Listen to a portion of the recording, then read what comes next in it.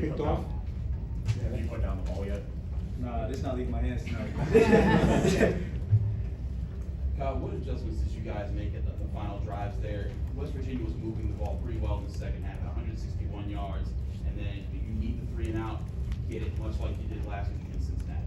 They started out doing a lot of OZs, you know. During practice, the way they was running OZs on film, it wasn't the formation they was doing on here. So us linebackers, we gotta make check calls for that. But you know, it was a new formation to us. We wasn't really thinking OZ, and then you know we did help the end now, give them a heads up so they could contain the edge, and that's how they got those. So you know, they showed their hand, and there was nothing else to show in the second half. So we had everything else good in the second half. God, this game had so many swings of emotion. It was back and forth. You guys were taking the lead, giving it up. How are you going to manage your emotions in those moments and stay level throughout? It was a lot more emotions last week. It was down 21. You know, we was in a way worse position last week, so I already felt like we already went through the worst. You know, this was a lot bigger game, but we definitely already went through worse situations. So I feel like our team, we already had the composure, the character to deal with this type of thing. Kyle, walk us through that emotion when you knew you came down with the interception to win the game. It don't even feel real right now. Like, it's crazy. I dropped the first one, sadly, and then they ran the same play again. So I definitely caught the second one. You know, if he would have tried to tackle me so bad, I still would have probably scored even though we up. That's just me personally. But my goal this week was, you know, me, he, B. George, Bray, JB, anybody. Our goal this week for the Sharks, he was going to make a big play. He was going to let them know we here, and we was going to let the city know like the Sharks was here. What's the scene like in the locker room when you guys got there after the game? Say that again? The scene like in your locker room when you guys got back in. What's it like in there now?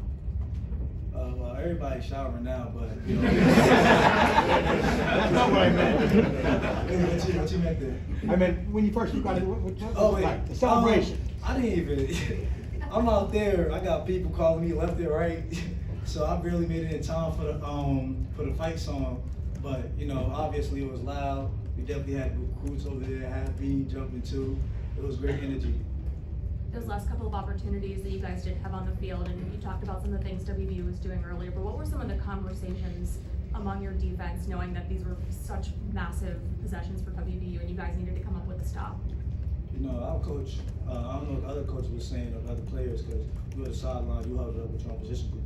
You always want to point the thumb instead of point the fingers, worry about other man's job. So our coach, he just keep telling us, you know, it starts with our alignment.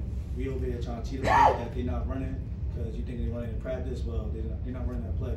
So first thing first, our coach is telling us like you gotta keep y'all cool. You know, they're going to delay the snap. They're going to do all this trick play, especially when it was down at some point.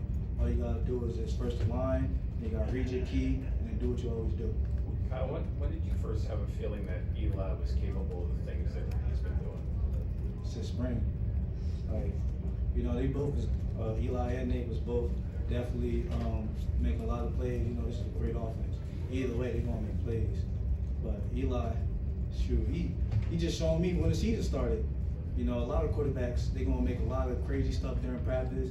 You know, every game is gonna be a new testimony. You know, last year, quarterback, they won one game. Next game, it's like a whole another quarterback, you know? And we just kept going through that whole cycle for the rest of the year last year. You know, I keep telling Eli, like, we being different now, like 3-0. You know how long it's been since 3-0. Like you, like don't get satisfied with what the fans gonna be saying to you after all these crazy plays you're making and all that. Like just keep doing what you're doing, keep being you. Like you're making a real difference. Like you know our D block, we slacking a little bit. We're giving them too many points. Giving a lot of teams too many points. But you know moments like these, D block definitely gonna step up, man. He just kept applying pressure. Eli did what he did. We got out with the dog. How much confidence did you have in giving the ball back to the offense, knowing that they were going to go out and score? How much confidence? Say that one more time. How much confidence do you have in Eli and the offense to go back out and make that final score? On a scale of 10, I got like 15. Like Eli is a dog, bro. They offense, it's a scheme, is a whole nother day. That's like crazy hard to stop, especially when it's tempo, hurry up offense. You know they're gonna pass the ball. They're not really looking to run the ball or nothing. You really know they're gonna spread their offense out and just gunsling it. But on top of that, Eli he not scary, he not hesitant. Like even when the plays was working, Eli breaking three 300-pounders off his neck, running for like 15 yards. Like, you don't see that out of other quarterbacks. You definitely don't see out of other quarterbacks. So, you know, he's got that dog mentality. Commissioner Dizzy said after last week that you guys have never wavered and always, you know, felt like you were gonna come back and win last week. Was it the same thing today?